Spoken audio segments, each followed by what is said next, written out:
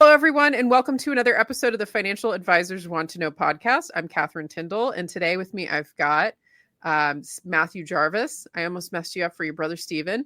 I was going to say, did you forget my name? I'm like, wow, I've done a lot of podcasts. I've messed up a lot of people's names, but. Well, I always like to read what people have in the bottom, and I'm like, it's Matthew Jarvis, not just Jarvis. Says Jarvis. It just says Jarvis. Yep. But so I'm a huge fan of yours. Like, I read your book and loved it, and I've recommended it to a bunch of our clients because we work with advisors. And I wanted to have Matthew on today to talk about just all things practice management. We're going to have a conversation around some operational issues and things that we both see working for advisors and the firms that they run. But if you're not familiar with him, Matthew has written an amazing book, Deliver Massive Value. He does a lot of coaching and really focuses on helping people build practices that they don't grow to hate, that you can actually enjoy your life and be profitable and be impactful for your clients and run a very efficient practice. So he's a lead advisor at Jarvis Financial, which is an RIA in Seattle, and his team manages $175 million for 150 households and does approximately $2 million of revenue, all while taking 250 free days of time each year, which is amazing. So thanks for coming on. Catherine, it's my pleasure to be here. And I feel like I got to kick off this episode by confessing, since you do taxes and bookkeeping for advisors, I have like squeaky clean books, but it's because literally my mother did my books for a lot of years. And so I had incorrectly assumed that every advisor had squeaky clean books. And then later I learned that no, it was just because my mom did the books. Most advisors have like no books. Like their bookkeeping is there money in the bank account? The books are good, which is an enormous tax mess. There's a big compliance mess there. When you're audited, if you ever have to sell your practice either on your terms or someone else's, and you have this like dumpster fire of books, it ain't going to work, my friends. Oh yeah, absolutely. Like I had an advisor come in a couple months ago who she was doing over $1 million a year in revenue. And great. I said, okay, can you send me access to your QuickBooks or like your P&L, like so I can look under the hood and see what's going on in here? And she's like, what's P&L? And she didn't have anything. And I was like, but you've been working with the tax professional. And she's like, yeah, they just kind of take stuff that I give them. And I looked back into it and it was like her profit margin was like 70%, which didn't make sense to me based on her cash position. Yeah. So I was like, you probably are paying like way too much in taxes because you don't have accurate books and records. And then for her, she was in the position where somebody wanted to acquire her practice, was, saying, oh, we're going to give you this awesome multiple. And I'm like, well, we don't know what your profitability, like when you actually go to do your valuation, we don't know what that number is because you don't have good records. People were stealing from her too. And she didn't realize it. Like it's just a mess. But, yeah, it's a common issue that I see. It's a cobbler's kids kind of situation where it's like advisors know that they need to put an effort on this stuff, but it's not revenue generating. And so it's like not the most pressing fire. Yeah, not revenue generating. And it's tedious, right? Like a lot of advisors, financial advisors, right, are going to have short attention spans. A lot of times they're more sales and communication oriented. I think they call that ADHD now or something. And so we're not really drawn to that. Like, and that's where I think you've got to hire somebody. Like I've never actually done my own books, right? Like I mentioned, my mom used to do them. My office manager does them now. I have my CPA does an independent verification of those books just to make sure everything's right. But no, my books would be a disaster if I had to do them. I know how to pull a P&L from QuickBooks and I know how to see what expenses are. I don't know how to add things. I don't know how to categorize them. It's just not my strong suit. It's not worth your time. I would imagine, it's not worth my time. And I would do it wrong. Like, why do it? I don't, by the way, make my paper in the office. Like we still print things and I don't make the paper. I didn't build the computers, right? Don't do your books. Have someone do them. Yeah. It's funny. Cause like when advisors come into me, that's one of the first big pieces of conversation. Cause like my emphasis is really on tax planning for advisors where it's, let's see where you're trying to drive towards. Like, let's do this efficiently. You're in professional services. You're going to get hit over the head with the taxes. So like, let's try to make that, less of a hit over the head. And I can't do anything if I'm working off of spaghetti. Like, it's like and then also for the advisors, it's like, well, if you don't know what your own profitability is, how do you even know that you're running a good practice? Like, what are your margins? Like, what's your labor efficiency? I have some people, like I had somebody come in the other day who He's running a good practice. Like he's got a good number of households, but I definitely got like bragging energy off of him. Oh, yeah. And then I was like, well, how many team members do you have? And the ratio was way off. Like he had, where I would have expected to hear like 4, he said 10. And I'm like, what a nightmare. Like, yeah. And so it's those kinds of situations where with him, it was like, I could tell he doesn't regularly review his financials or compare them against other people or whatever it is. And I think for a lot of advisors, it's like, I wouldn't want anybody to spend time doing the transactional work, because if you only have like 3 hours a month allocated towards that, I want those 3 hours spent in a management function of you're like, okay, this is what my profit was. Am I happy with this? This is what my free cash flow is. Like, how am I going to deploy this? Like, that's what I want your time spent on, not like, I bought an Apple Watch on my business card, but it should have been my personal card, and I don't know how to fix this. And like, do I have to make a payment back? Like that. Like, you don't want to be spending any time on that. You want to be spending time on like, okay, what's my next strategic hire? When can I afford to pay it? Do it. Those kinds of moves. But yeah, I'm sure and where am I spending money? Oh yeah, geez. Yeah. But like every quarter, I want to look, what are any subscriptions that we have? What are reoccurring things? Like, oh, I'm still paying $400 a month for this thing that I never use. Let's cancel that. But you're right. Looking and saying, how do I record this the redemption of my airline miles on my business card? How do I record that? That's not for me to figure out, right? No. Yeah, absolutely not. So I don't want to monopolize just talking about like the bookkeeping and the tax side of things. What are some things that you've been noticing kind of maybe more recently, especially as we get towards the end of the year, of pieces that you think people don't pay enough attention to when they're running their practices? Yeah. So you and I were talking about right now just slippage and money being spent without knowing. And a big one for me is where's your time going that you're not accounting for? And an example of that I like to give, and there's all sorts of science, Catherine, that backs this up, that distractions are just devastating, right? People tell me, oh, you know what? I don't notice the ding or the buzz or that little pop-up that says, I don't notice that. No, all of the science says not only you notice it, it probably destroys about an hour of productivity. Yes. So every time you get one of those alerts, take $100 bill out of your wallet and purse and light it on fire. Yeah. Which, by the way, is a crime. That's okay. That's your problem to deal with. And that's probably a low ball cost of that thing. Now, there are some alerts that I will pay $100 for. If my 16-year-old daughter calls me, I'll pay $100 for that alert, right? Yep.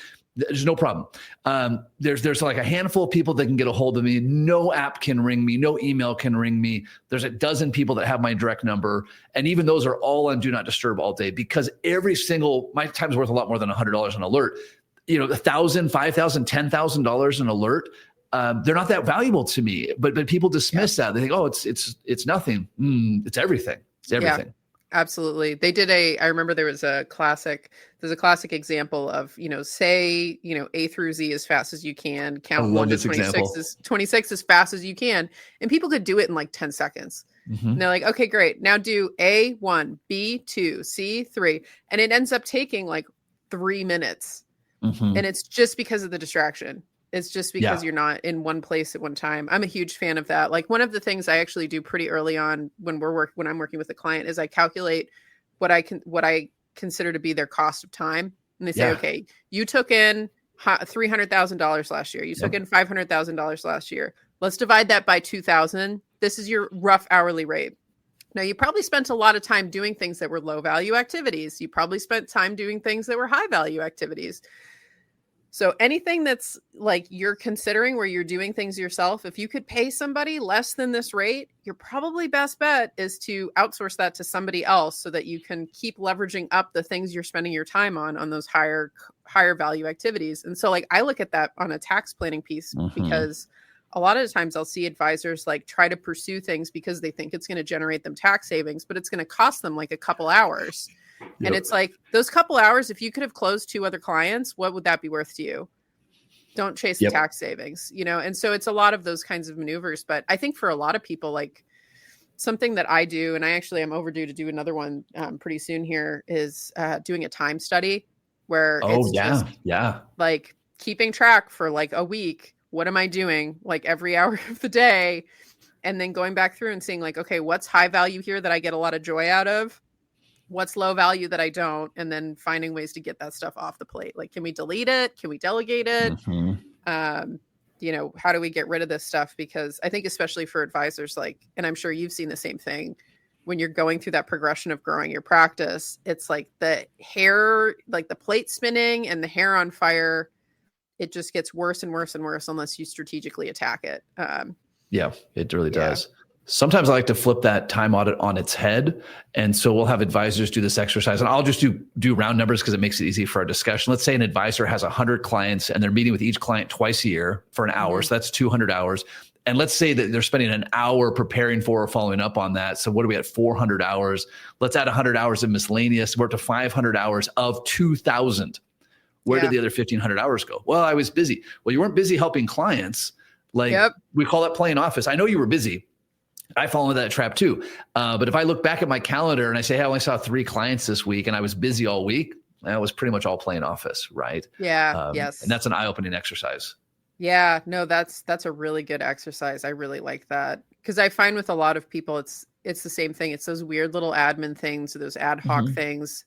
And it's just getting really neurotic about, I'm only going to do the stuff that's driving the business forward. If that's being in front of clients or training team members or whatever it is, and trying to just offboard the rest of it. Yeah. I find myself, you gotta be careful with this one, but in the afternoon when I feel my productivity fall off, like when I catch myself doom scrolling LinkedIn, it's like, okay, cool, I might as well just wrap today up. Yeah. Like I'm not working, like I'm not getting paid by the hour. So if it's 3 in the afternoon, either I need to get back to work or I might as well just get out of the office. Like if I'm just going to waste time, might as well go home. Might as well, go work on my race car or whatever I'm doing. No sense sitting here. Yeah, absolutely. I think that's another one that I think a lot of people, especially if you're running your own business for the first time, getting out of that mentality of I got to be clocked in from 9 to 5. It's like, well, actually for me, like I only really have like high energy power, brain power first thing in the morning. And then I have a big slump in the afternoon. And then for some reason at like 6 p.m. I come alive again. And so just restructuring your day to like, no, I really just want to get the most out of myself. Like I love that. And totally not just being a slave. Yeah. Just a slight interruption in this conversation. I wanted to bring to your attention 2 things that are important for you to know. So we're always at the mercy of social media algorithms. So if you can subscribe to the show, that would mean a lot to me. Even more to me if you can leave a rating and let me know what you think about it. But we have a new newsletter that's coming out. It's going to be very active in 2025. That is specifically around tax issues that I'm seeing advisors face in their own practices, changes in legislations, and the pieces that I think are critically important for you to stay ahead of as an advisor with the new administration. So nearby, wherever you're interacting with this, will be the link of how to sign up for our newsletter. Also nearby will be the link to my LinkedIn, which is the best way to get in touch with me, learn more about what we're doing for advisors in the tax strategy and compliance work that we do, and also to get access to the various tools and interviews and things that I do, specifically designed to help you improve your practice, improve your own tax situation, etc. So let's get back to the episode, and thanks for tuning in. There's a great book on that. I think it was called At Your Best. I'll have to find the author's name, but he recommends going through and time blocking your day in red, yellow, and green based on when you're most productive. So Catherine, like you described, like, at this time in the morning, at this time, I'm on fire. Cool. That's when I should do like my really cool stuff. I shouldn't waste that time with meetings. I certainly shouldn't be on social media during those times. My red times is probably when I should go to the gym. Because if I'm being honest, like I'm falling asleep at the desk. I should really just go to the gym or go have lunch or do whatever. So be aware of yourself. There's a lot of should in there. Like, well, I should work 8 to 5. Now that's a made up construct. Now you should work really hard and you should do the reps and you got to do the hard stuff. There's nothing says work has to start at 8. If you're a friend of mine, he does his best work from 4 a.m. to 9 a.m. in the morning. I don't know how, I can't even imagine this. So he gets up at 4 a.m., starts working, puts all of his emails on delay send. So they all arrive at like 8:15 to 8:45. So his teams that he works for a big company, they think he's massively productive because every morning they're getting flooded with emails. The reality is he's been up since 4 a.m. He doesn't want people to know that. And then he just is off the rest of the day, right? He just does what's best for him. Yeah, no, I love that. And it sounds kind of woo-woo, but like you have to listen to your energy. It's like, we are on circadian rhythms, and those are meaningful. I'd love to talk a little bit about emails because that is one that I am like, I've become an absolute email hater. Terrible. Yeah. And I know for a lot of advisors, that's like that can become like the bane of your existence very quickly, where you're just chasing your tail on your email. It's such a time suck. Yeah. I mean, at one time, right, into the 90s when emails was coming out, it was a major productivity enhancer. Some studies show now that we've actually gone backwards. We're actually less productive today because of email than we were before email existed, because there's so much of it. So a couple of things. I'm a huge fan of the software SaneBox, SANEBOX, SaneBox. It's like $5 a month or something. It does an incredible job filtering emails. So I'm a huge advocate of that. My other thing, I get 0 email alerts. There's literally nothing that email alerts me. I don't have red circles. I don't have any of that stuff. I typically try to check my email twice a day. My assistant monitors my client email account so that she can see if there's stuff that goes on that she can take care of or that needs my attention. But no, I can't be in there, Catherine. There's so much garbage in there. I'm too easily distracted. And we have to keep in mind, this is even before AI. Billions of dollars. The smartest people in the entire world are working on making your email and your cell phone as addictive as possible. Like the tobacco companies and the drug companies have nothing on the tech companies. And so for me to think like I have willpower stronger than all of the data scientists in the world, no, come on, give me a break. No, it's funny that you say that, because I actually had a friend of a friend who worked for the government for a while in research labs for this stuff, and then DARPA, got hired on to work like not Facebook, but like great companies of those grade. And he was like, yeah, I'm hired. I'm being hired to make this stuff addictive. Like that was his background. And he was like, this is not like tinfoil hat stuff. Like he's like, I've been professionally educated for this purpose, to just make people scroll longer and make people, not able to put the device down. So yeah, I'm 100% with you. Like I have all notifications shut off on my phone, like basically. And sometimes I get people annoyed at me because they're like, I texted you and you don't text me back. And I'm like, well, I'm busy. I'm sorry. Like you have no obligation to text you back. Right. Like I, actually last year, I've had the same cell phone number my entire life since cell phones came out. And I turned it into a Google Voice account because too many people had the number. And so I was getting calls and alerts. And so it's a Google Voice account. So my current number that rings to my cell phone, maybe 12 people have it. Yeah. And everything else goes to this Google Voice account. And my assistant monitors it. And if there's something that needs to get taken care of, a text message, a phone call, she'll take care of that and let me know. And it'd be easy to listen to this and be like, wow, geez, Matt's this really snooty guy. Like he can't even check his own phone. And it's just that I value my time so much. And I know myself. I know that I'm so easily distracted. Just the thought of a butterfly going past my window distracts me. And so a text message from my buddy of some meme that he found, that's going to derail me for an hour. I can't give up that time. Yeah, no. And I think it's a lot of advisors have the same issue. It's so prevalent in my industry too, of just I'm not going to think I'm better than somebody else to like, I don't need an executive assistant. Like I'm a hard worker. And it's like, it's not about that. It's not. It's not. It's only really about being slightly more intentional, because like you're already delegating 99% of your life, right? We joked about this earlier. Like I didn't build the internet, right? I'm not running the electricity for this place. I didn't grow my food. I didn't sew these clothes. I know that's a big surprise. Like I'm already delegating almost everything. I'm just trying to be a tiny bit more intentional. Now, I've had the luxury, I've taken it pretty far. Like this office I'm in, my personal assistant comes here twice a week and stocks the mini fridge so it has the food in it that I want. And on one hand, that feels pretty absurd. On the other hand, I think, well, or I could burn an hour going to the grocery store, wandering around, being distracted by all the items to pick up the wrong thing that goes bad, or it's just part of her job. Right. Yeah. It's kind of like the bookkeeping. For whatever task you don't enjoy and you're really bad at it, somebody loves that. Like somebody's super good at that. Right. And I just need to find that person. Yeah, absolutely. And then I think really, especially as you scale your practice, like strategically finding which things to offboard off your plate, and something like the financial part of things. Once you find the right person, like that's one of the easiest ones, to start off with. Other things that are like more intimate, like your email, can be more challenging, but I see email's more challenging. Yeah. They'll just wait way too long before they start delegating stuff out and getting stuff off their plates. And it really stalls their growth. Like I can really tell the difference between, because I see a lot of practices, like the practices where the lead advisor's like, nope, I have an assistant. They do all the ops stuff. Like I'm not touching any of that. And I see like year over year, how much those practices grows versus the people that get the people who, intentionally are like, I'm just going to run a lifestyle practice and I want to stay small, but then they never build the infrastructure underneath them to actually make the practice robust. And so they just spend a ton of time in it, but don't make much progress. And they feel safe in that, even though it doesn't really serve them. No, and it doesn't serve clients either, by the way, because client, if you say, hey, listen, Mr. and Mrs. Client, I want you to pay me so I can go check the mailbox myself. Like, what the hell? I don't want to pay you to check the mailbox. I want you to pay me to check no.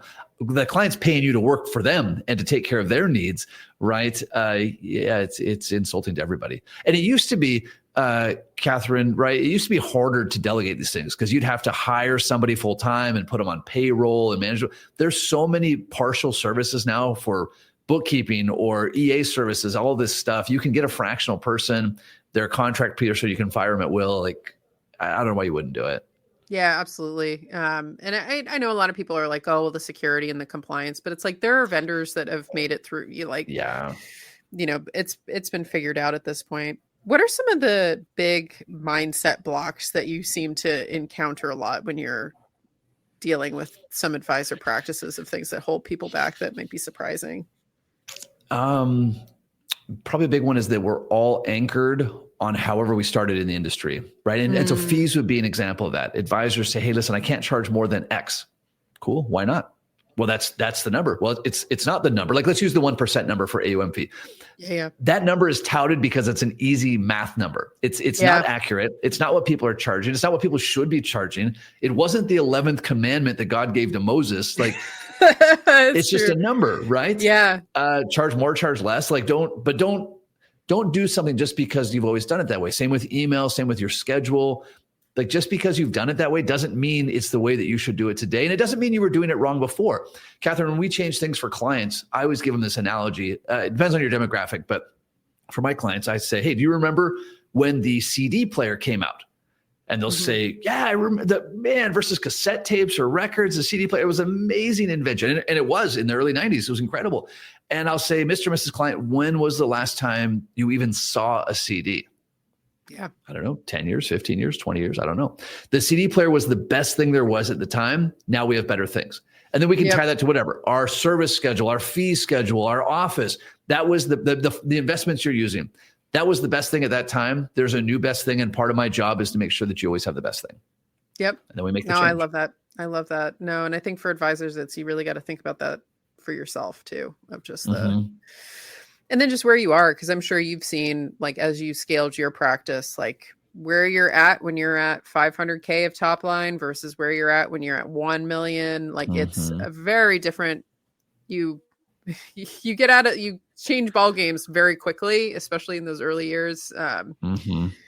So I guess for some of the things that you like to think about in your year-end process, like we're recording this the beginning of December, what are some things that you usually work through or think advisors should be thinking through, like kind of in this last month of the year for themselves?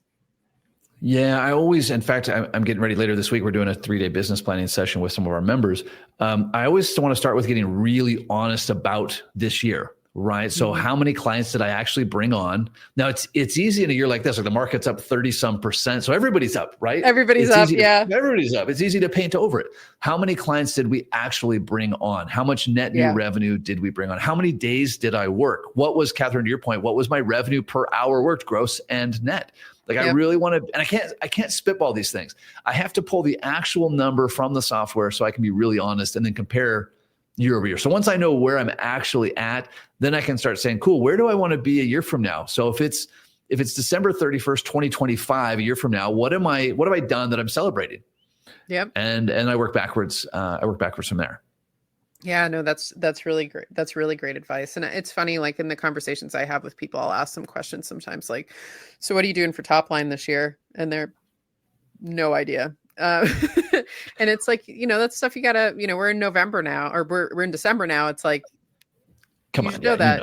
Yeah. Well, And what's your real top line? Like we could have a whole fun discussion on this, right? Which is your real top line is how much is being taken from the client's account. So not how much you get paid after the grid or how much after, no. Yes. How much money came from the client's account. That is your top line. Maybe not from a tax perspective, definitely not from a tax perspective, but from a business perspective, right? Like if the client's paying, let's use easy math. If they're paying you 1% and they're paying a TAMP 0.5%, then your top line was 1.5 and you already gave up a third of your revenue. Now you might say it's worth that, and it might be. I don't know the services you're receiving, but top line does not start with the grid. Yes, it starts with what comes out of the client's account. No, that's a really good point, because I have a lot of advisors where they miss that nuance, and they're like, oh well, I get 85% of whatever, and they'll say that, and it's like, no.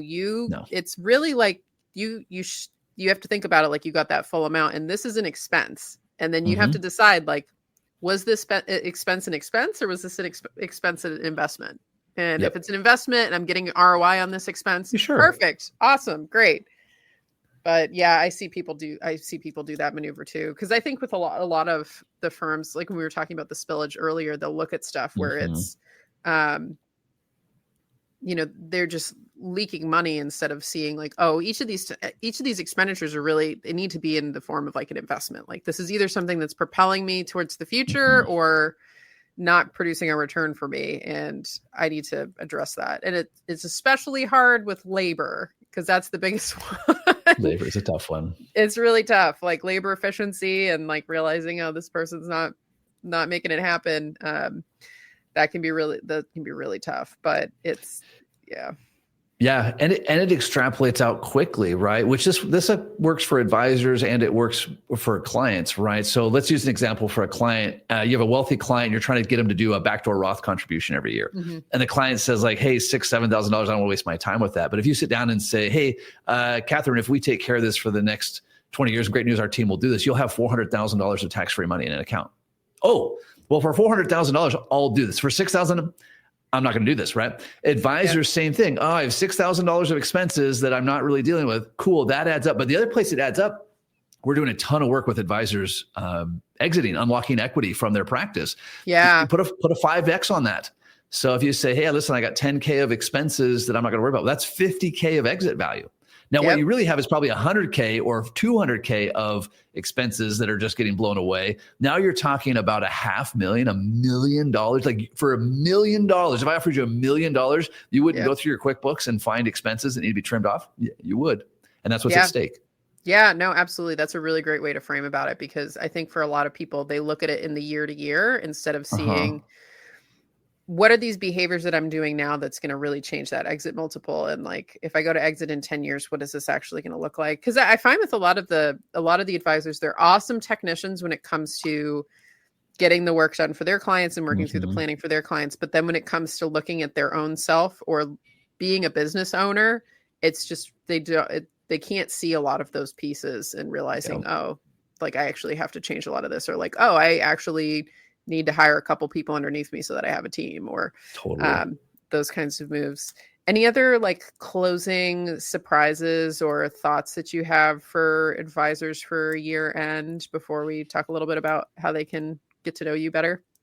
Yeah, you need someone to call you out on your BS. So the best thing to do with your P&L is to show it to someone else, not your tax preparer, not your accountant, because they look at a lot of them like that's not what they're there for usually. Find another advisor that you like and trust and respect, and let them look at your P&L.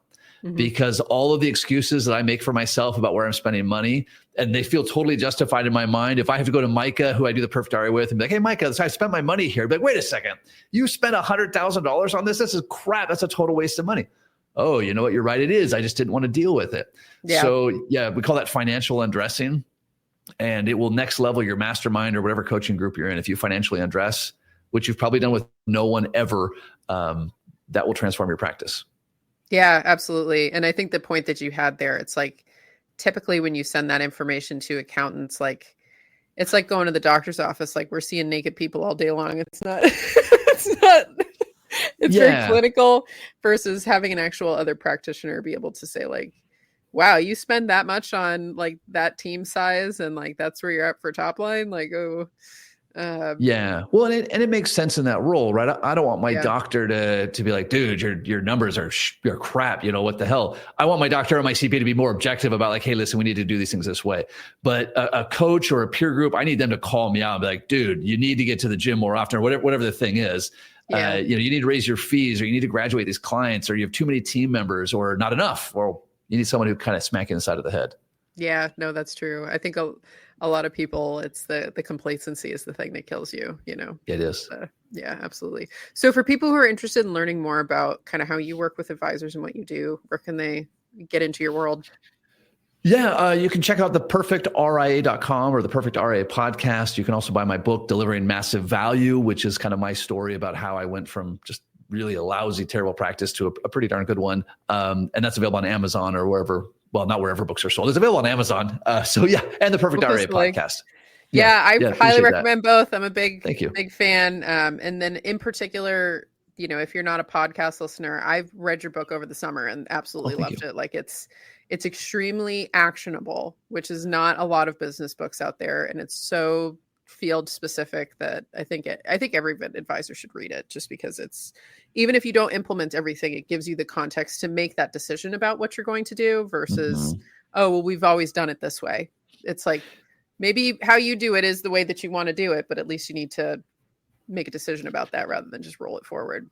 Yeah, I appreciate that. I mean, I wrote the book, this feels cliche to say, but I wrote the book as what I wish somebody would have told me when I started in the industry 20 years ago. Like, I just thought, I'm going to write this. Some of it was just therapeutic. And I thought, well, if I could just get this all off my chest.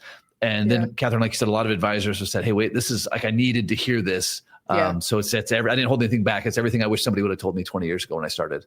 Yeah, no, and it really comes through. So if that's not a shining enough recommendation for everybody listening, like, it's probably the best. And it's not super long. Like, it didn't take me a ton of time to get through, but it actually gave me a lot of things that I implemented in my own practice. So that's awesome. Yeah. So it definitely highly recommend that. But I want to thank you again for coming on the show. It was a treat thanks for to have having me. Yeah. Thank you so much. So for those of you listening, I'd love to hear what your thoughts were on the show. And you can always send me a DM on LinkedIn. Links will be around wherever you're interacting with this for how to get in touch with Matthew and the projects that he's working on, and also his fantastic podcast for you to check out. But I want to thank you again for coming on the show. And for those of you listening, this is another episode of the Financial Advisors Want to Know podcast.